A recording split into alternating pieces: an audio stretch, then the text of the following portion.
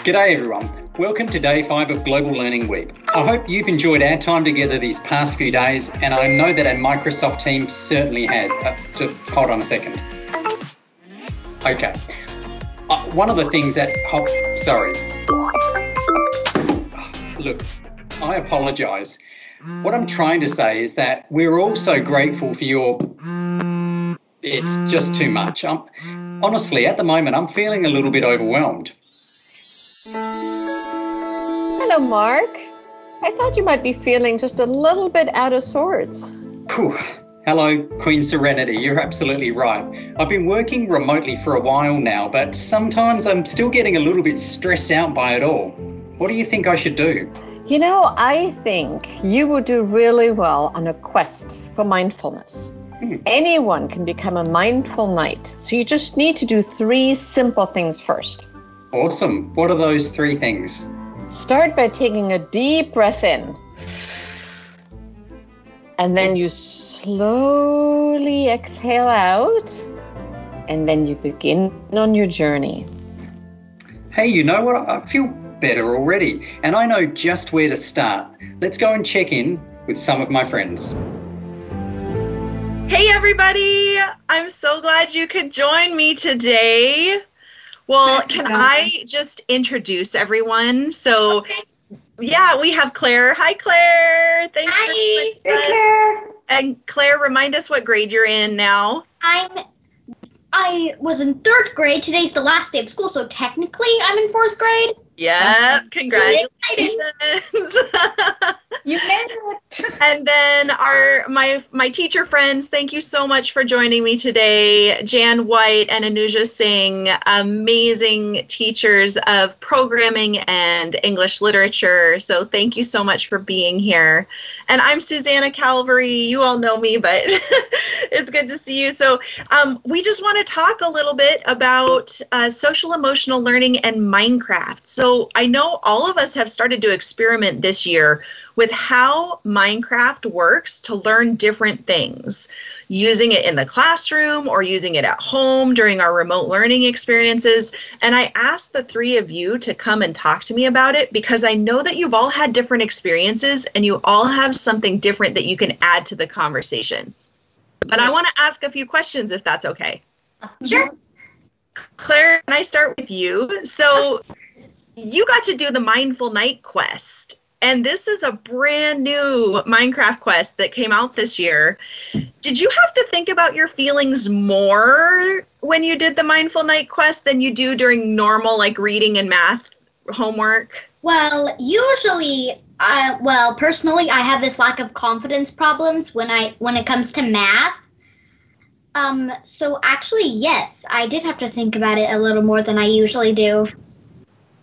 And did you like that? Did you think that, oh, this is good that I have to think about my feelings instead of just like pushing them down or not thinking about them? I actually felt actually felt better when I actually thought about my feelings. It helped me stay calm, personally. I'm so glad you said that because that is one of the things about mindfulness, right, that we want to be thinking about. So in that quest, do you remember one of the different exercises that you had to do and maybe what it was like for you to experience that? Yes, I remember when I had to face the dragon and build something. Both me and my brother were doing this, but I stayed calm because we had to leave a little early, so I couldn't actually finish it because my brother was having a meltdown because the dragon took all his armor, and I'm like, Cameron, I think it's programmed to do that so we can learn more about mindfulness. And he's staying calm. You're absolutely It's really tough. Yeah, it is tough, isn't it? It's so tough. But you learned a few of the other activities. So you had to, let's see, you had to think about your feelings and you had to even write about your feelings in the journal. And you had to do some deep breathing exercises.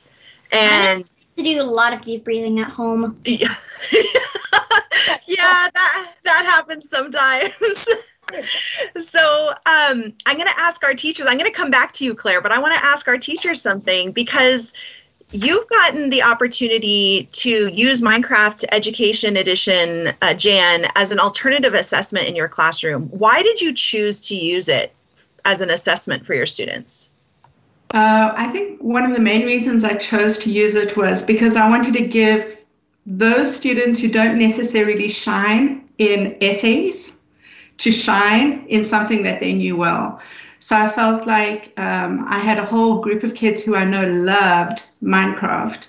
And I think enjoyment sparks curiosity and sparks creativity. And we'd already done all the hard work of learning and skill building for that particular section. I think we were working on Animal Farm. And so for them to be able to present a synthesized kind of idea and an answer to a problem using something they enjoyed, I think that was good. And did you see a different response from your students? So when you think about the social emotional aspect and Minecraft, why should teachers consider that as an option? Well, first of all, because it ignites excitement. So instead of going like, oh, I've got to do an assignment, it's kind of like, yes, I get to do an assignment. And instead of, I had to answer parent emails explaining why their kids are having fun doing homework. Yes, Minecraft is homework. So, yeah, Claire, Mary, what do you think? Well, it kind of relates to the homework thing and like having fun doing an assignment. Like personally, I love doing homework, but at JME, you have to wait till 3rd grade to do homework. And I'm like, no. So it's really fun. That's good. I'm glad you enjoyed that part of it. Anuja, when you think about remote learning, you were implementing quite a lot of Minecraft Education Edition in your remote learning classes with your primary grade students. How do you feel Minecraft Education Edition has been particularly effective in ways that other teaching styles maybe aren't as effective? Actually, we were doing the innovation lab as part of our curriculum.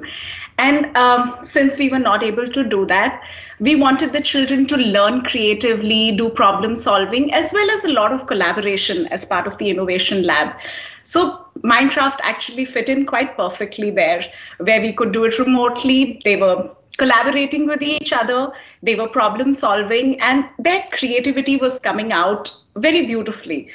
And having a platform that children are already comfortable using and are so happy. It's that instant excitement of working off of a game was something really good. I think it had a lasting impact on their learning to be able to do it practically. Yes. So both you and Claire have mentioned something that I want to revisit. And Claire mentioned how she tried to coach her brother through some experiences. And you just mentioned the term collaboration. So how were the kids collaborating when they're all in separate homes doing remote learning? And tell me about what you saw. Okay, so Minecraft has a multiplayer angle, which we did not want to use a lot. I was just worried about the learning getting affected if with different Wi-Fi connectivity issues and all of that. So we decided that we would do single player, all of us. We would do challenges to learn. And we started with just getting comfortable with the platform, getting comfortable with the game, how it's different. And then we would start from a live event and one challenge. Everybody would go to their game, finish it, and come back.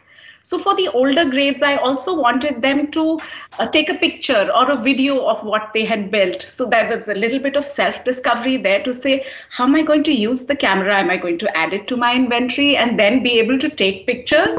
Of course, from me, it was beautiful to see the videos of how they had built their tree house or how their spaceship looked as they were talking about it. But the collaboration was amazing. We would put questions in the chat for the live event, and they would come back so eager to see the questions that other students had put in and how they could add to that. So helping each other, not just as part of playing the game, but also solving problems as they were discovering new things. And it was amazing to see. I took this class, it's comedy and combat. That doesn't really matter though. But what my teacher said was, yay, failure. celebrate what's wrong, and you can learn from that. Mistakes are great. You can learn. Yay, failure. Yes, absolutely. And that's part of what that Mindful Night quest is too, isn't it, Claire? Because Yay, failure! Yeah. The dragon makes you fail at the end over and over again, doesn't it? That's what I said. It's programmed to hate anything. Yep. Yeah. And so we have to learn how to deal with it and how to move forward. So Claire, you got to experience that Mindful Night lesson with me. Would you recommend using that lesson for other teachers to use that lesson if they want to help their students learn more about mindfulness? Well, I actually think it's a great idea because, first of all, you two already did it, and because what you told me, I feel like this is a great thing to teach other classes. And what do you think? What do you think is the best part of the quest? What was your favorite? Was it Queen Serenity, or was it talking to all of the people along the paths, or was it the quest? I like strong and powerful women. So Queen Serenity was one of my favorite characters. I also like the calm and peaceful part because I'm not very much of a fighter. My brother, you don't need to know. So that calming part, that was really, like, you felt that was a good part. I think that was one of the most powerful parts of it for me too, Claire, because so often we go from thing to thing to thing to thing to thing, and we don't take that time to calm down and to center ourselves and to take a moment to reflect on what we're feeling and to breathe. Exactly. And because the Mindful Night quest gives us that chance to do those things, we learn better how we can do them next time in other situations.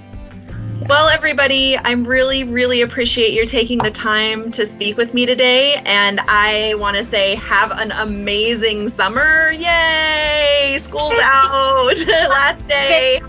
Have a really great time. And maybe you'll check out some more of those build challenges from Minecraft Education Edition over the summer. I know we're going to be doing some in my house. Nice to meet you, Claire. I'm really glad that I was able to do this. Thank you. Me too, Claire. Hey, it's Sarah. Thanks for joining us today. Now, give it to us straight. What are the facts and figures all about game-based learning? Sure thing. So we know games are great for intrinsic motivation and building empathy. Let me show you some stats. In a 2017 study, more than 90% of teachers surveyed said students improved their creativity, critical thinking, and collaboration skills, the 3 C's. In the same study, 97% of teachers cited problem solving as the top skill students gained. And then a 2019 report showed that students using Minecraft Education Edition demonstrated improved creativity, higher engagement, and better teamwork. And why does that matter, Mark? Emotion is the gatekeeper of attention, motivation, and cognition. Yeah, that's incredible. Minecraft Education Edition is just as fun as it is beneficial for student development. It's the best of both worlds. It really is. And I could run the numbers all day, but it's no comparison to seeing the real world impact, especially when it comes to remote learning. And speaking of which, I'd really like to introduce you to a friend of mine. Hello everyone, my name is Ben Kelly. I am a grade 6 through 12 STEM teacher in New Brunswick, Canada. I am an experienced global Minecraft mentor, and I'm a Microsoft Innovative Educator Fellow. I have a story for you today that is Canadian, but it could have happened anywhere on Earth. When our school system fell apart on March 13th, our system was left struggling for what was next. In that time, there was very little guidance happening for students, and a local organization named Brilliant Labs stepped up in a big way. They said, hey, let's make a Minecraft server for the kids of Atlantic, Canada, so they can continue being collaborative and being creative and keeping that social piece that school offered every single day. They enlisted my help to create the world, the server, and we made a special place for the students of Atlantic Canada. It had 6 different zones built in. There was 2 free play zones. There was a community of the future zone where kids could build the community of the future. There was a school of the future zone where they could build their ideal school of the future. There was a sustainable development goal zone where they could actually build solutions for the goals. And then finally, because everybody was trapped in their homes, we decided to allow them to build their dream home, their dream quarantine home. And some of those homes that they built were special. Well, kids started filing into this server at 9 a.m. sharp every day, and it got quite popular. They were working collaboratively. It was a well-running classroom, to put it in those terms. One day I noticed there was a kid that had just joined the server who was being a little bit mischievous. So I decided to stop and ask, hey, can I help you? Is there something you need? The student told me very quickly, I have no friends. Well, at first I thought they meant their friends hadn't joined them in the server yet. So I waited and I asked a few more follow-up questions, and then it became very apparent that this student was telling me, no, in real life, I have no friends. So I took that time to very quickly act, and I said, listen, in Minecraft, in this server, everybody in here is friends. We're all friends. You have tons of friends in this server. That's all it took. Just a little moment to ask a question and respond quickly with a motivational, energizing statement. And that kid went from mischievous and lonely to being a leader in the server. That student was the first one in every single day. He spent the entire day greeting others as they arrived in the server. He'd be the last to leave at the end of the day, milking every last second out of the server. And most importantly, he became an organizer of events. So he ran fireworks displays where he would gather a crew together and say, meet at 2 p.m. daily and we'll launch fireworks from these different zones. He made a point of highlighting new builds. So when someone built a cool new castle, he moved the fireworks display to their castle, maximizing the people that saw the builds. This child, who was once a question mark in our minds, became a leader and actually helped the admin of the server significantly. The taste of leadership that this student got from this opportunity, we don't know where that's going to land that student. All we can hope for is that the taste of leadership and the taste of community that they got from this server will lead to a beautiful life far beyond the pandemic for this child. Now, there's no stats, there's no numbers and graphs that I can show you about the impact of Minecraft on this child. This is one anecdotal tale about a student in Minecraft whose life was changed not only during a pandemic, but far beyond the pandemic with a little taste of leadership and an opportunity. So, there are wonderful stories about Minecraft all over the world. This is just one of them that happened to happen in Canada. I want to thank you for taking the time today to listen to my story, and thank you for letting me share my story. If you are into Minecraft as much as I am, or if you are just beginning Minecraft in the Classroom journeys, please find me on Twitter. I'm at BBTNB. I also have a website where I share Minecraft resources frequently, bbtnb.com. And I want to thank you all for sharing the passion that I have for Minecraft in the classroom and in general. Hey everyone, my name is Laura and I teach middle school Spanish in Franklin, Tennessee. I have been teaching for 8 years, completed my master's degree at the University of Tennessee, and I have been integrating Flipgrid for 3 years now with my middle school students and their families on a regular basis. So as an educator, I think the most important thing we can do as teachers is to show kids that we care about them before we even introduce our content. And especially during distance learning, it's very important that the kids know that we are checking in with them constantly. And furthermore, to reach out to their families because we're not all together. So I think being able to show your face and write messages and leaving video messages really connects the kids. And so when they log onto their Chromebook, they see me and then they see their peers. So it just really helps them emotionally feel invested in the course, but they're also seeing one another. And I think that has really helped them stay engaged, and then their parents feel supported by us teachers too because they're being connected with us regularly. So how do you bring those parents into the classroom for those students? So I have hosted a lot of Flipgrids, and the first one that I did, this was a while ago, was to do a meet and greet, a very informal, this is me, Miss Lavery, your child's teacher, and I just wanted them to introduce their parent or guardian. We had moms, dads, siblings, babies, cats and dogs running around on their video. And so that was just like a short 30-second video to introduce themselves. So I think that informal video was just a really good way to say like, hey, this is me. This is your teacher. And then after that, I started hosting the weekly, like, introduce your pet to me. And so then the students were like showing me their favorite stuffed animal even, and then I got to know like more about the kid, not just them in my classroom taking the assessments. And then we would do like, tell us about family traditions. So they would share with me like special things that they do as a family, and that was very unique because that provided me with a lot of insight like about their culture or how they celebrate different holidays. So that was really fun. And then the students got to learn a lot about each other in a different way because all of their messages are on the same grid, so they could reply back to one another and learn about each other. And that's a really powerful practice to see as a teacher too. I think the parents also appreciated knowing that I was reaching out to their child and that they like, oh, this is something that the teacher uses all the time. And so they were kind of getting familiarized with the Flipgrid as well, because that is a tool that I use on a daily basis throughout the classroom. So I think they appreciated like seeing it actually integrated, and then they were interacting as well. They were on the camera. Their student was showing them how to use the tool. So that's really fun to see too, then like all together in the classroom, which that probably would never happen.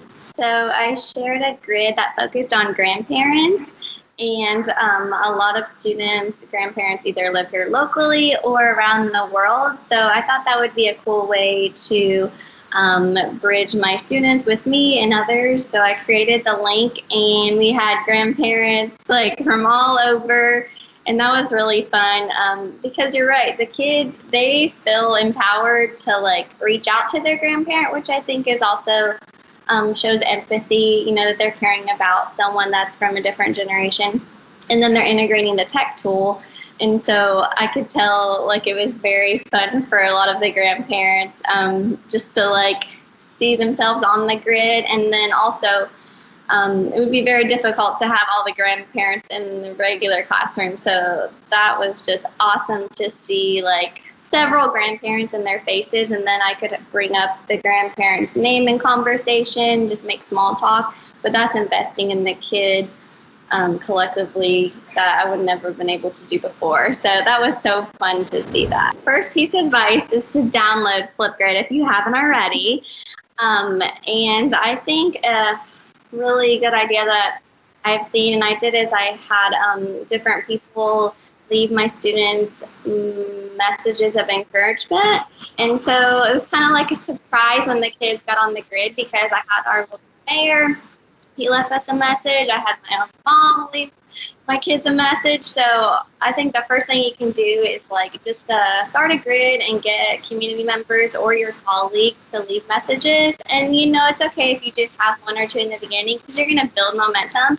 And if you reach out to the Flipgrid community, they're super helpful, and other educators will definitely record messages for your students. You know, if you just tweet them out, the Flipgrid for all, people are so willing to help, and just start grids, you know, to encourage the kids. And then I also would take it a step further to like create some kind of theme, like introduce your parents or show me your favorite food on Flipgrid, and then they're gonna be invested because they're going to see like, I want to see my teacher and I want to see all my peers. And I always encourage teachers like to make sure that you make the video on your grid, because if you want your students to be invested in a tool, you also have to be invested. And even if the kids are camera shy, which I have some of those, you know, still tell them to like use their voice to talk to one another. But it's okay if like they don't feel comfortable with the camera, because you still want their voice to matter.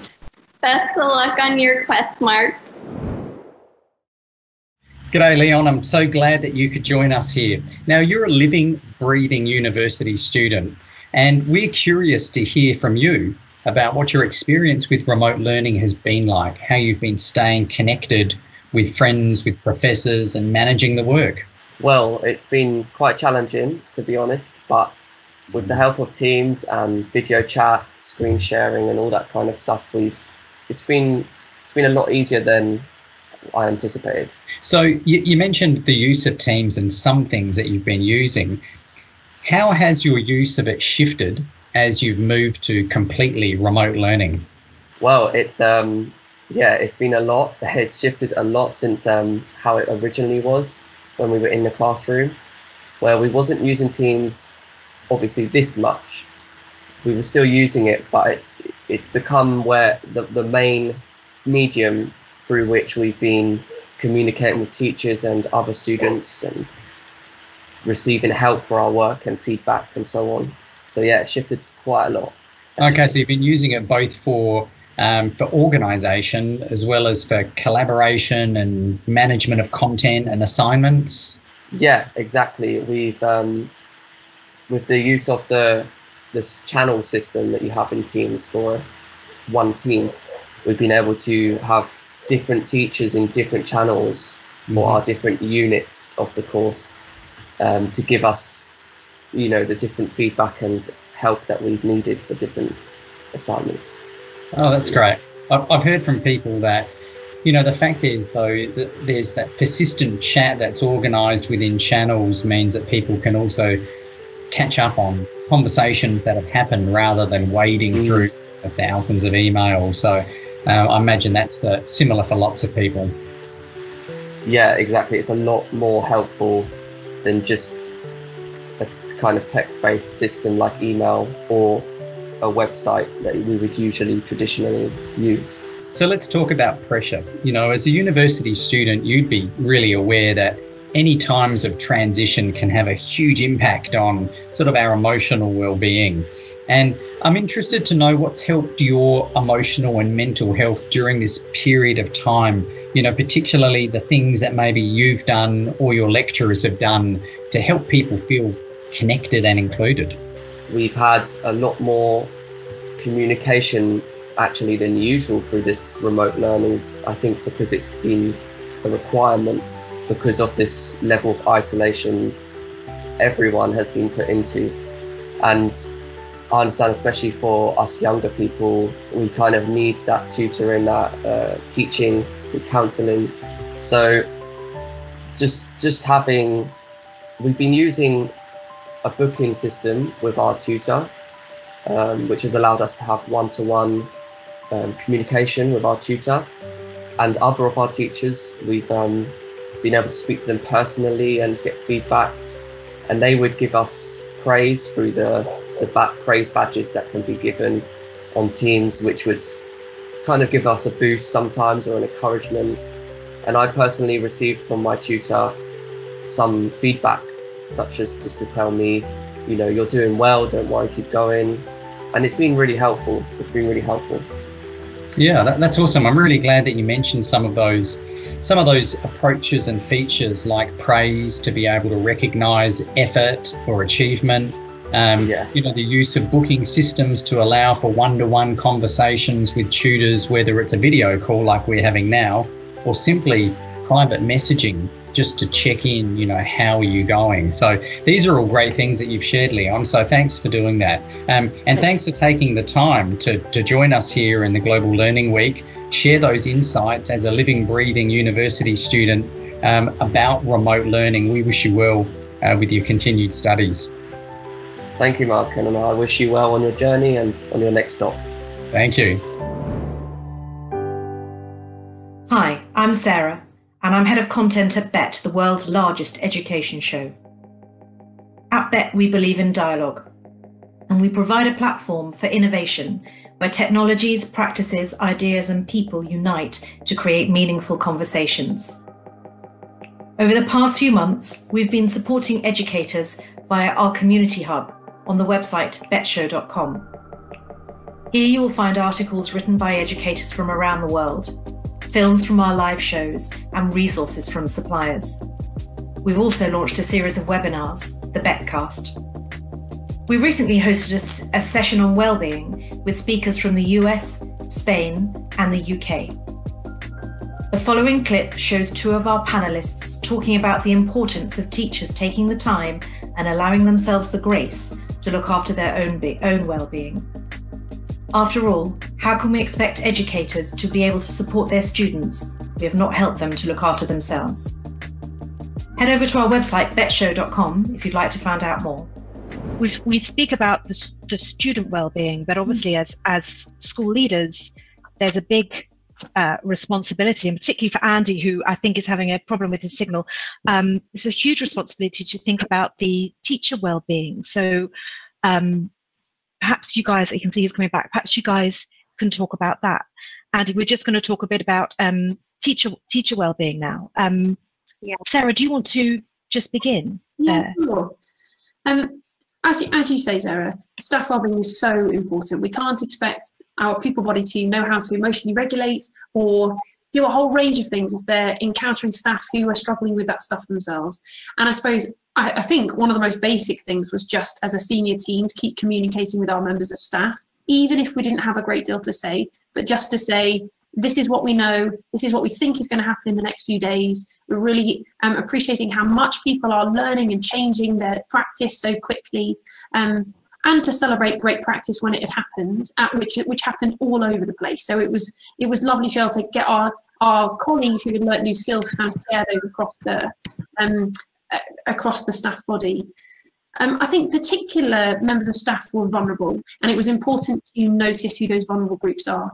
The teachers who were living alone and were going to spend a lot of time in isolation. I think there was another group of us who had small children who were going to be working and homeschooling at the same time. There was safeguarding concerns. There was, parent guilt about how you're going to do that and also do your day job. And of course, our furloughed staff. So in the UK, we were given the option to furlough staff who weren't able to do their jobs remotely. And although in some ways that's lovely to be having a paid holiday, the reality for those staff is that many of them found it very difficult, and keeping them connected and making sure that they still feel valued and part of the community, and encouraging departments to do social activities. Although they couldn't do any work with our furloughed staff, we can certainly all have virtual coffee breaks and drinks on a Friday evening to make sure people are connected. Thank you. Andy, how can you talk a bit about how you've worked with your 1,500 teachers? Sure. I think it's very similar to others. I think number one, it's about the structures and routines and maintaining those. And I think that a variety of ways to do that. We this year we have 28 schools in Schaumburg. So what we did is we divided those into home teams, and it's a concept that we use to create smaller units within a very large school district. And my cabinet would very specifically dial into those home teams with a very structured check-in point. And then from there, the building principals, system principals would do the same. And I think, it's really back to the routines, the structures, but it's really about messaging. And I think, from in this time period, as we learn how to do virtual learning, my message to all of the community, from students, parents, and staff, was prioritize your own well-being, do the very best that you can. And it's really self-care and really giving yourself some grace to know that, as Sarah just mentioned, we're asking teachers to teach while they're maintaining their young children at home, a nearly impossible task. And I just kept messaging well-being, and also, take care of yourself, but do the best you can. And that's all that I ask. And I think the messaging of that's really critical. Through it together. So it's a little bit of how we did it. I think adult SEL comes first. So it was really important that be the message. Mark, hello. I am so proud of all the incredible progress you've made today. Thank you, Queen Serenity. It's been quite a journey. It has indeed. And for your valiant effort, compassionate heart, and social awareness, I'd like to present you with the Certificate of Knighthood, Sir Mark. Wow, thank you so much. I can't believe it. Speaking for myself and Queen Serenity, thank you, Mark, for showing us all the importance of social emotional learning inside and outside the classroom. Barbara? I knew that voice sounded familiar. Well, my friend, I won't let you down, or Queen Serenity. I know you won't, Mark. Just remember to breathe. Much better. It's just like magic. I'll see you at the ceremony. See you then. Mark's journey, I think, is one we can all relate to, especially if you're like me, and the rapid change we've experienced in the last few months has us all feeling anxious. And practicing mindfulness can really help quiet the doubt and bring us into the present moment. Mindfulness also includes reflection and perspective, recognizing where we've been, where we are now, and what's next. Research from our study about the class of 2030 revealed that student well-being is a crucial foundation for learning social and emotional skills, which can be twice as predictive of a student's academic achievement as home environment and demographics. During our Staff of 2030 study, new teachers told us about the ways they expect to change the profession of teaching. One of the ways many teachers noted is through an intentional focus on social and emotional learning. The Staff of 2030 now have an unprecedented opportunity to create an entirely new education environment that supports not only the academic success, but the social and emotional success for all types of learners. So while no one can predict exactly what will happen, what we do know is that when schools physically reopen, teaching and learning will not look the same. We know that it's never been more important to support teachers by providing training, professional development, and opportunities for peer collaboration. As a technology company, providing the tools and training to help educators in remote and hybrid settings is our top priority. In the words of UNESCO Assistant Director General Stefania Giannini, education is foundational for the well-being of society, so learning must continue no matter what. So no matter where we are, physically. はい、こんにちは。私は日本の工学院大学 all the way from Cape Town, South Africa. And emotionally. It just feels really sad. The heart had gone out of what we were doing. Even if we make mistakes. Oh my gosh. Okay, new take. Wait, no. Wait. No. We still have a lot to be proud of. A 4.5 out of 5. I think there's always room for improvement. That take was pretty good. And in the end, we will succeed because we're a community that supports one another. And what a week it has been. I'll say, Barbara, I've learned so much and I'm so grateful for all of the students, the teachers, and the school leaders who were able to help me to complete my quest. I don't know what we would have done without them. I couldn't agree more, Mark. And as the week comes to a close today, I'd like to express my heartfelt thanks to all of the educators out there who have worked so hard to keep their students feeling connected and cared for during this time. Hey, Barbara, what do you say we bring in a few friends to help us thank everyone for joining in the fun this week? You're reading my mind. You guys ready? Thanks so much. Bye, everyone. Bye. Bye. Have a great day. Bye, everybody. Bye. Bye, everybody. Goodbye, everybody. Hi, everyone. Bye. Thanks again for joining us, everyone. You're the ones who made this Global Learning Week possible. We hope that you had as much fun as we did, and if you're looking for more virtual adventures from our team, check out Connected, hosted by Microsoft Canada, and also Flipgrid Live, both coming up June 29th. Thank you.